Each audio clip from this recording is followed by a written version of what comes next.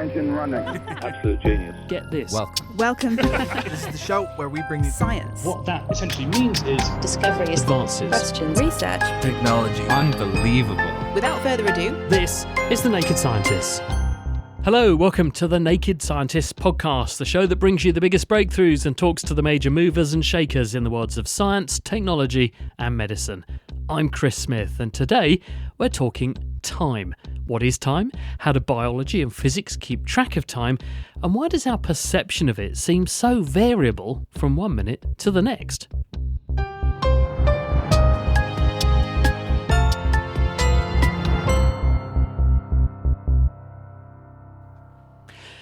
If you think about how often you check the time or look at the clock every day, whether it's on your phone, laptop or watch, the seconds and minutes organise our lives from morning to night.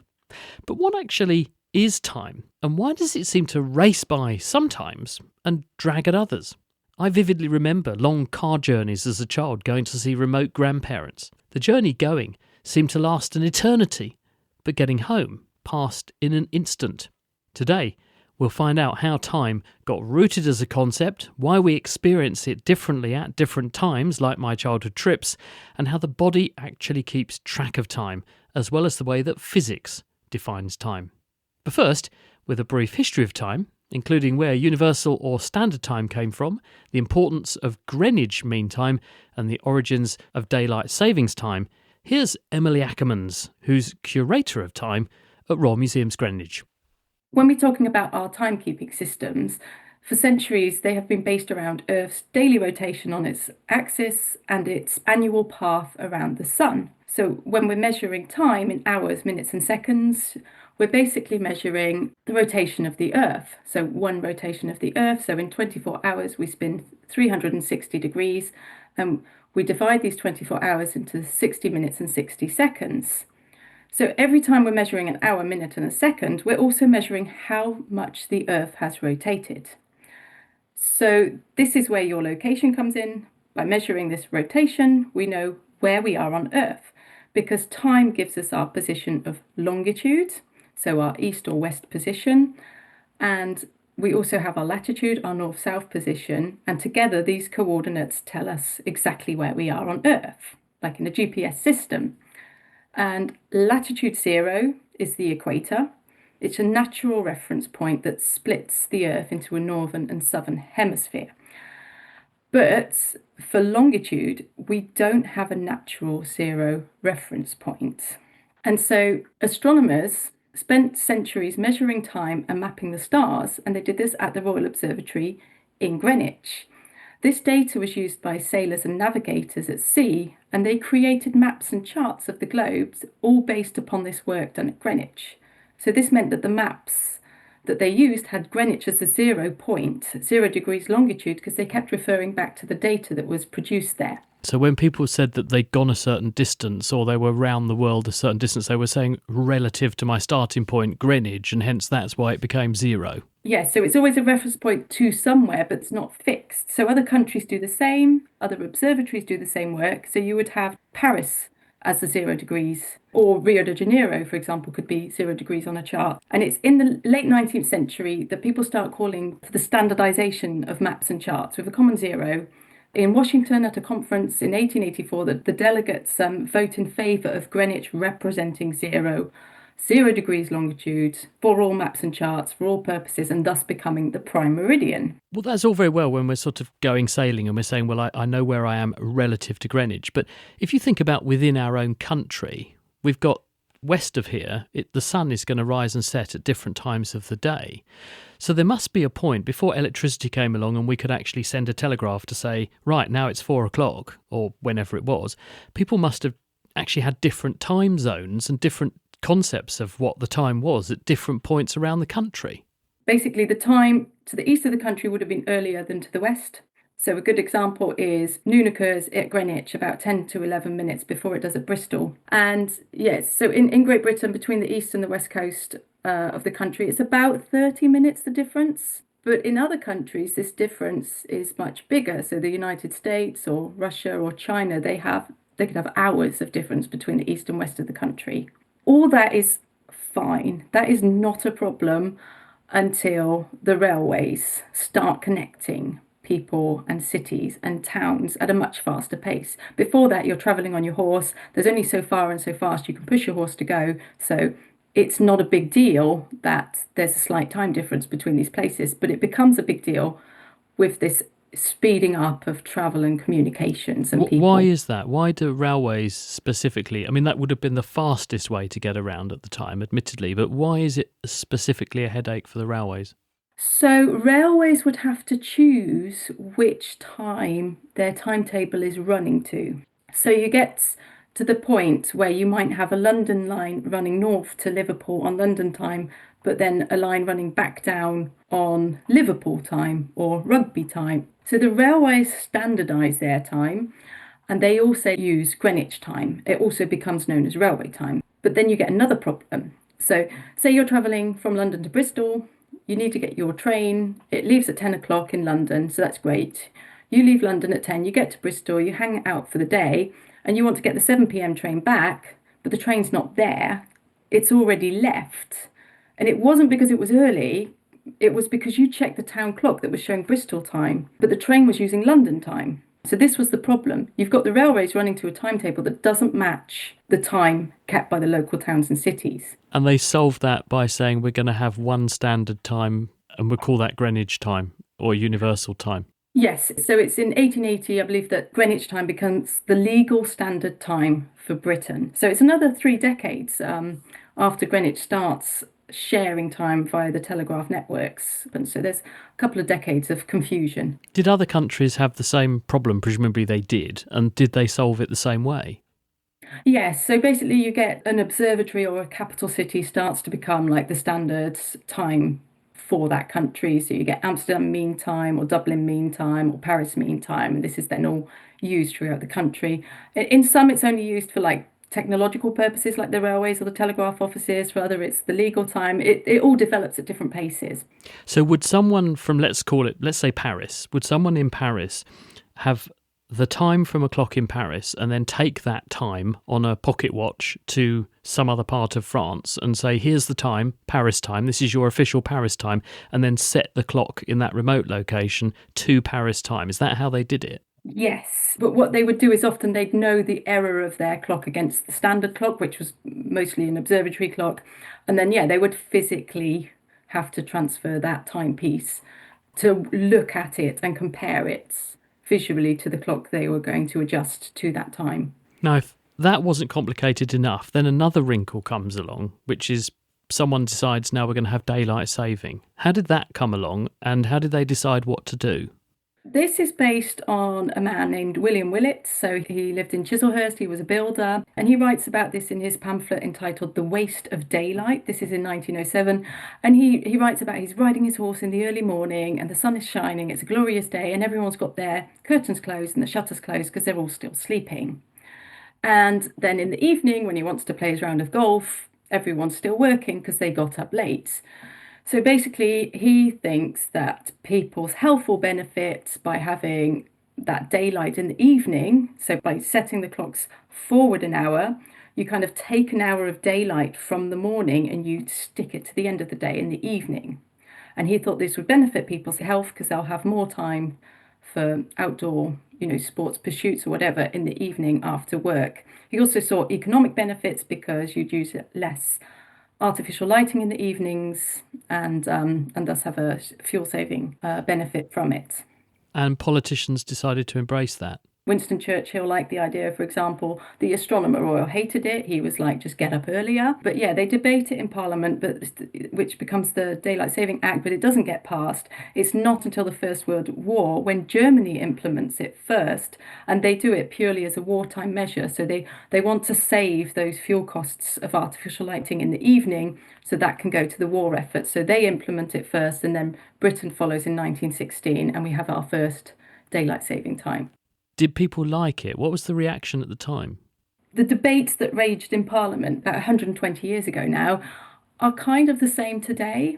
Some love it, some hate it, some forget all about it until the clocks change each year. And the fact that we're talking about this, it keeps on rearing its head, doesn't it? The debate about whether or not this is something we should do, or whether we should just stick to summertime all the time.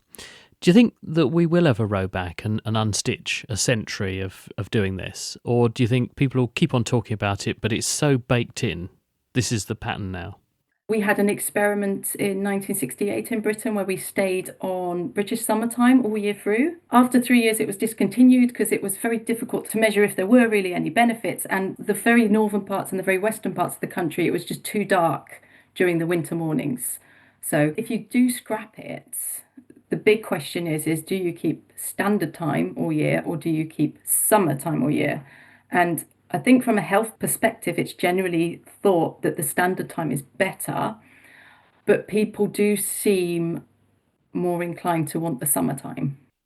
It's an amazing yarn, isn't it? Emily Ackerman's there, Curator of Time at Royal Museums Greenwich.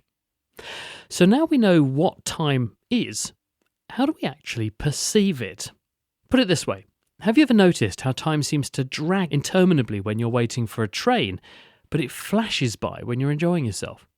Well, Ruth Ogden at Liverpool John Moores University studies how our brains construct that perception of time and why it's far less reliable than we might think. When we think about physical clocks, like the ones that you've got on your wall, and biological clocks, they're very, very accurate. And they give us this sense that time is a continuous, regular type of variable in our lives. But the subjective experience of time, what it means to feel time as a human, is far, far more variable. And it's based on our emotions, it's based on what we're doing at the time, so who we're with and how we're feeling. We build a representation of time in day-to-day life based on our memory. So how many things we've stored. If we stored lots of things, it feels longer. How much attention we pay to time. So if you watch the clock too much, time drags. If you don't look at it at all, time passes really quickly. And then also how aroused we are. So how much our heart is beating, how excited we are. These things can make time feel like it's passing more quickly.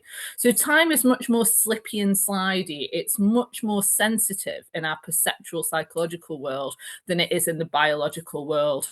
There's also sort of multiple ways that we tend to think about time, isn't there? Because there's the keeping track of time. I know the seconds are going by, I know the minutes are going by, and I'm aware of the passage of time. But I've also got a memory of when things happened today or yesterday, this month, this year, or across the rest of my life. So how does the brain keep track of where everything is relative to everything else?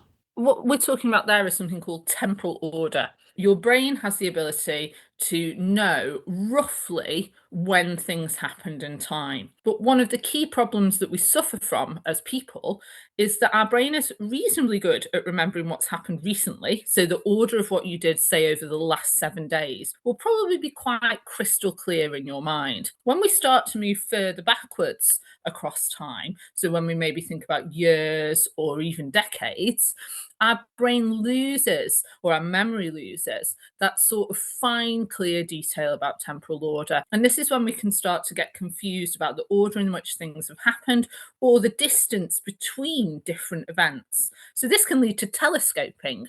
Sometimes you can feel like a distant event was very, very, very far in the past rather than at its actual point in time. Or it can refer to reverse telescoping, which is the opposite, where a recent event feels much further in the past than it actually was. When you say that we also store lots of information because we make a lot of memories of something and that gives us the impression that time's slowed down, that would be an example of that would be if I think I'm about to have a car crash and I experience the crash in slow motion because it's very arousing, it's very exciting in some respects, and so my brain stores a lot of information. But at the same time, if I'm having a really exciting time, I go to a party, I'm interviewing you, fascinating conversation, the time whips by, 10 minutes goes by, I don't even notice the time. Surely I should be making loads of memories because I'm excited, I'm learning new things from you, and that should make the interview seem to go on forever. But it doesn't seem to work like that. It seems to almost contradict itself. Yes, definitely. One of the key things that can determine how we experience time is how important time is, and what I would call temporal certainty or temporal uncertainty. So when we're in a degree of high temporal uncertainty, so maybe you're waiting for a train and your train is delayed and you don't know when it's going to get here. So time is super important to you. You're watching the clock all of the time. And when we pay too much attention to time or more attention to time than normal, it gives us this sensation of time dragging.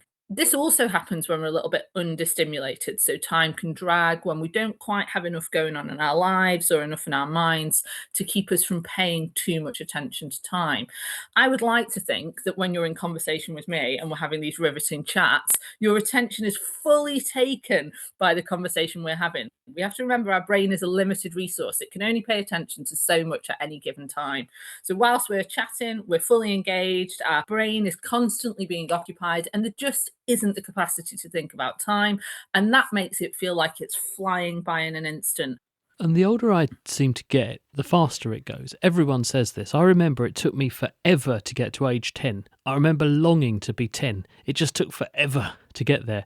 And ever since, it's been faster and faster and faster. Now, why is that? Why do I feel that the days just go racing by? You and I started this conversation before we pressed record, and we both remarked that uncannily, it's the beginning of April already, and we're both a bit shocked about that. Why is this happening to us?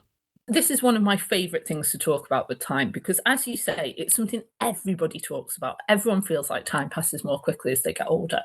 But when we look into the scientific research behind this, we haven't really been able to capture the extent of this experience in questionnaire research. So we often ask people, like how quickly does time feel like it's passing now in comparison with when you were 10 or 20? And then we try and predict this experience based on a range of cognitive factors like memory function or age. And what we seem to see is that age plays a very small role in our perception of time. And that got me thinking that what we're doing here is that we're asking the wrong questions. So everybody says that time passes more quickly as they get older. Maybe we need to talk to them about why they feel like this. So some recent research that I've conducted asked people just to tell us about how time felt when they were passing as a child and how time felt when it was passing as an adult. And what we found with this work is that part of the reason that time passes very quickly when you're older is that you just don't have any of it. Like, we live in these incredibly time pressured environments, and these time pressured environments make us feel like time is slipping away before our eyes because there is no time to catch up and do all the things that you want to do. Childhood, in comparison, is an abundance of time. It's periods where you have all these opportunities to do all the things that you want. But as you just said before, there's also periods of waiting in childhood. And we know that waiting makes time pass very slowly. So you're waiting for Christmas, you're waiting for your birthday, you're waiting to get your driving license. And this obsession with time that waiting can create can add to the sense that time is passing more slowly in childhood. And the absence of free time in adulthood makes it feel like it's passing very quickly. But of course, there's also the fact that mathematically speaking, a year when you are 10 is only a 10th of your life. A year when you're 70 is a 70th of your life. So there's that relativity in the years as well. Again, much like the subjective experience of time that we talked about at the start of the programme, the fact that time changes as we age is probably also a multifaceted concept made up of many, many different drivers rather than just the one. There's a lovely line in the novel Catch-22 where the lead character muses that he likes spending time with a certain individual because that person is really boring. And so in their company, time goes really slowly, and that makes your leave or time off feel like it's lasted a whole lot longer. That was Ruth Ogden on the perception of time at Liverpool John Moores University. The Naked Scientists podcast is produced in association with Spitfire, cost-effective voice, internet and IP engineering services for UK businesses. Find out how Spitfire can empower your company at spitfire.co.uk. Music in the programme is sponsored by Epidemic Sound, perfect music for audio and video productions. This is the Naked Scientists podcast with me, Chris Smith, a programme where time never drags. And indeed today we are exploring the science of time and how we perceive it. Coming up, how physics measures time and also the future of timekeeping going forward. But first, we're going to explore how biology keeps time. There's a clock that ticks inside every single one of us. In fact, there's not just one clock. There are trillions of clocks because every single one of our cells effectively knows what time it is. And this circadian rhythm ultimately governs our sleep patterns, hormone levels, metabolism, appetite, and mood. But unlike Greenwich Mean Time, it doesn't follow schedules or timetables. The body clock ticks genetically, with one gene turning off another and feeding back to turn off others. And it's set by the sun, other external signals, and it's shared across all our tissues. Eva Winnebeck works on biological clocks at the University of Surrey. We notice that there's lots of things in our body that are actually out of our control, but that are controlled by this internal biological clock or real clock system. Every cell of us has a timekeeper that tells us where in the 24 hours we are. So like this internal representation of day and night. So if I took a skin cell, I could ask it what time it is, and one of my skin cells ought to know what time of day it is. Absolutely, it better do. And you can actually take skin cells or recently hair follicles. You rip out hair from your head and then people can actually read off your internal time. How would I ask a skin cell what time it actually is, though? How do we read the time in my notional skin cell? Well, unfortunately, your skin cell doesn't have an obvious hand or hands that we can read off, but it has lots of molecules in it that change over time. And if we look at how much of each molecule is in there or in relation to another, then we can tell what time of day it is for your skin cell. And does it keep that time itself and occasionally update it, or does it rely on an external signal to then tell it what to do with those molecules so it knows the time? Well, it's a mix of everything, how the skin cell knows what time it is. It does have its own clock system. So if it doesn't receive signals, it will just keep on ticking. But luckily, it does sync with the other skin cells and with other tissues in the body. And there's one really big signal that we get through the so-called suprachiasmatic nuclei in the brain. They're so-called the master clock, but that's a bit of an oversimplification. But if you want, it's sort of the top clock in your body that sends around the signal to other tissues so they are as best in sync as they can be. So the skin cell has a clock ticking and it can keep time. It can share that time with other adjacent skin cells, but it can also update that time via signals that arrive externally, including from the brain. Perfectly put, exactly that. And what actually is it doing in order to share that signal then with other skin cells? How might one skin cell tell the adjacent neighbour so they can compare notes and keep to time? That depends really on the cell type and how they communicate. It's oftentimes hormones, but it can also be neural connections. Or another signal that's really great across the body is, for example, your body temperature. So that changes over the course of a day, not just because you move or you sleep, but also there's a daily regulation from your circadian clock changing that temperature over the course of the day. That is also a synchronizing signal across the body. And do all of the clocks line up? Do you have different time zones in your body, I guess, like the planet? Or do we all live in one time zone? All our organs are in sync with each other in health? Well, the different time zones within a body is really a matter of current research. We're trying to understand what it means if you have a different time zone between your liver and your lung and your brain, if that is sometimes beneficial in certain situations or not. We call it different phase relationships, where the physics of clocks and oscillation comes in. So it may be in certain situations advantageous that your liver is slightly timed differently. But generally we think about it as one system that sends signal back and forth so it's optimally aligned between the different tissues. In health, everything should line up, but sometimes they don't, and it might even be possible to manipulate them so they don't, and that might, under certain circumstances, be advantageous. Well, that's what we think, depending on what we do to the clocks. For example, if you go through jet lag, we know they desynchronize quite heavily, which actually causes many of the symptoms that you feel really awful because nothing fits together. But with shift work, sometimes there's a theory that maybe it's advantageous if it's not all in exactly the same alignment as during your normal day shift, for example. Do they all catch up at roughly the same rate? So if we do travel and get jet lagged, or like you say, you do a night shift and you throw your metabolism off kilter, does one bit of your body, say your liver, catch up sooner, or does everything roughly realign at the same sort of time?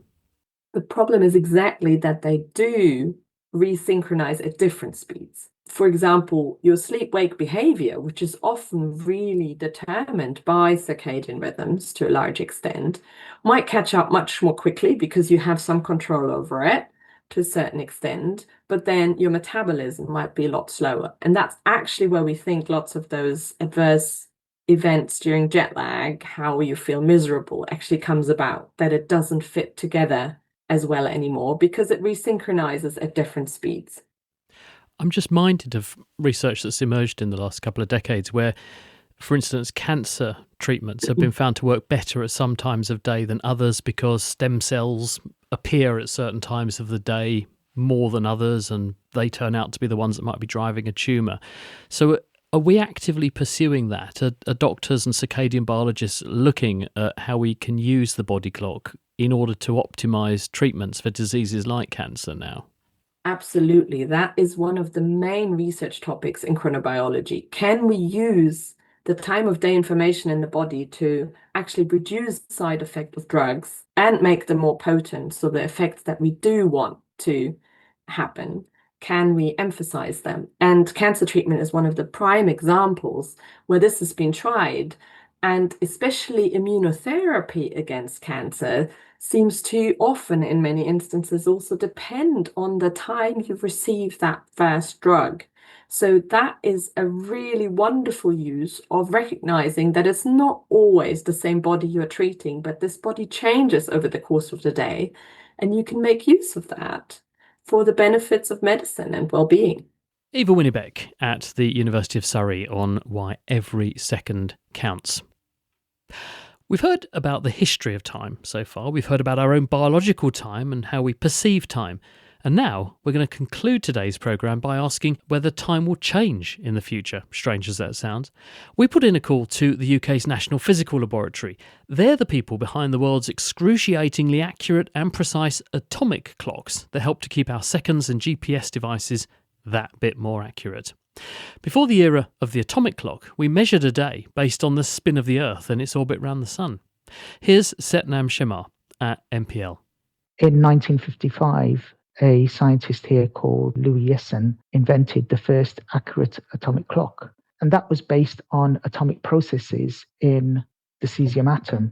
And in fact, the clock was so steady that it was a far better clock than obtained using the motion of celestial bodies. And because of that, the international unit of time, which is the second, was redefined away from astronomical time at the Greenwich Observatory, and it was redefined as the duration of 9,192,631,770 periods of radiation corresponding to a specific energy transition in the cesium-133 atom. How on earth did they come up with that number?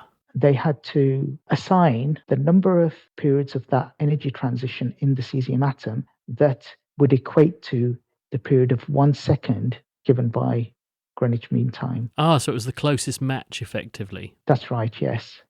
So when that came along, that clock, how did that change the way we decided to keep time? How did that then enable us to have a more standardised form of timekeeping? For example, we're all used to having GPS or satellite navigation in our mobile phones or in our cars, telling us where we are and what our speed is. And that simply wouldn't be possible without atomic clocks like this.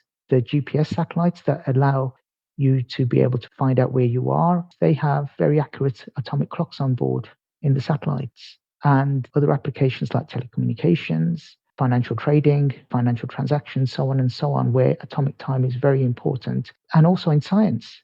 You know, we are really pushing the boundaries of science in astronomy, trying to search for black holes and so on using pulsars. All of that requires very accurate timing. Presumably, once you've got one clock like that, you can sync it up with clones of that clock. And that does mean then you can have those all around the world and you have a standardized, agreed time, a universal time. Yeah, absolutely. And that's why international time standard based on atomic time is called coordinated universal time, because atomic time these days is based on an average of many atomic clocks around the world. And then that data goes to an international organization called the International Bureau for Weights and Measures in Paris. And that uses all that data to calculate an average. That average is called universal coordinated time. And because it's an average, it's a better clock than any given single one of those contributing clocks from around the world. Now, once this was implemented, it must have become apparent that the Earth was not playing ball and spinning at perfectly the same rate. And that must have led to a disparity eventually, where you've got days that the Earth would count as a day by the amount it's spun, compared to the amount that an atomic clock would call a day. That must have begun to occur. Absolutely, because in astronomical time, noon is defined by when the sun crosses the prime meridian at the Greenwich Observatory. And a disparity was arising with atomic time. When that says it's midday, the Earth's rotation shows irregularities in it compared to atomic time. So the two were drifting apart. And the situation was fixed in 1972 when it was decided that leap seconds would be inserted into atomic time to keep midday atomic time synced up with midday according to the position of the sun in the sky. I did hear, though, someone reported that this is not going to go on forever. There's a move to abandon that. Whenever these leap seconds are inserted into systems, for example, time servers or other systems in industry or in critical national infrastructure, then this can lead to disruptions in the systems. And there is a possibility that there could be a major system failure because of these inconsistencies in their application. And so this could happen in, for example, financial trading, in telecommunications or satellite navigation. And so as technology gets more and more complicated, the ramifications of that could be significant if there was a major system failure. So for that reason, there are plans in place or proposals in place to end leap seconds, such that atomic time, universal coordinated time, will not be disrupted by inserting leap seconds. So UTC, universal coordinated time, can be continuous over a long period and not have to be disrupted where it can cause a problem to some major system. And is anyone upset about that? Or have people said, you know what, we can live with the fact that in about 100 years' time, there might be a few more seconds in the day than we had originally, but we can live with that? We don't know what life is going to be like in thousands of years' time on Earth. And timekeeping may not even be relevant in the way that we think of it these days. So to all intents and purposes, the link between astronomical time and atomic time would be broken if this proposal was accepted. Satnam Shemar at the National Physical Laboratory. Well, hopefully you enjoyed this week's brief history of time, and now you can explain to friends why listening to The Naked Scientist goes by in a flash. Boom. Before you go, though, don't forget to set your clock for Friday, when we'll have the latest science news stories from the week, including the neurological basis of burnout and why octopuses keep their partners at arm's length when they mate. We'll also have our usual updates on LinkedIn and on Twitter, and if you'd like to support our work, do please head over to nakedscientist.com/donate. Your donations really matter, and we really appreciate your kind support. I'm Chris Smith, thank you for listening, and from all of us here at the Naked Scientist team, until next time, goodbye.